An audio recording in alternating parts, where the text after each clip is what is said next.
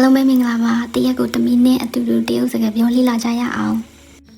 အားလုံးပဲမင်္ဂလာပါ Hello everyone ဆိုတာကိုတရုတ်လိုပြောချင်ရင်စကားလုံးသုံးလုံးကိုတည်ထားဖို့လိုမယ်နော်ပထမတစ်လုံးကတော့တကြီးတော့ဆိုတဲ့စကားလုံးလေးဖြစ်ပါတယ်တူလိုက်ဆိုကြည့်ကြရအောင်နော်တကြီးတော့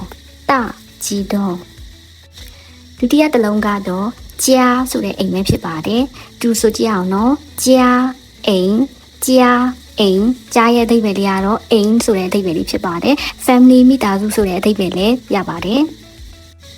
တတိယမြောက်တစ်လုံးလေးကတော့好ကောင်းတော့ဆိုတဲ့စကားလုံးလေးဖြစ်ပါတယ်好ရဲ့အဓိပ္ပာယ်က hello ဆိုတဲ့အဓိပ္ပာယ်လေးရတယ်သို့မဟုတ်ကောင်းတော့ဆိုတဲ့အဓိပ္ပာယ်လေးရပါတယ်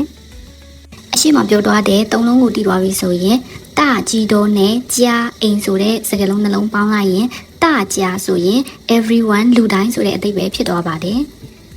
တကြားလူတိုင်းဆိုတဲ့စကားလုံးလေးနဲ့ how hello ကောင်းတော့ဆိုတဲ့စကားလုံးလေးပေါင်းလိုက်ရင်တကြား how ဆိုရင် hello everyone အားလုံးပဲမင်္ဂလာပါဆိုတဲ့အဓိပ္ပာယ်ဖြစ်သွားပါတယ်အဲ့တော့တကြား how ကိုပြောဖို့ဆိုရင်စကားလုံးလေး၃လုံးတည်ရင်ရပါပြီပြန်ပြောပြရမယ်ဆိုရင်တကြီးတော့ကြားအိမ်မိသားစု how hello ကောင်းတော့大家好အားလုံးပဲမင်္ဂလာပါ hello everyone ဒီလိုပဲတရုတ်စာနဲ့ပတ်သက်တဲ့စကားစုလေးတွေတင်ပေးဦးမှာမို့လို့ဒီခု TikTok အကောင့်လေးကို like and follow လုပ်ခဲ့ပေးကြပါအောင်နော်ကြိုက်ကြ bye bye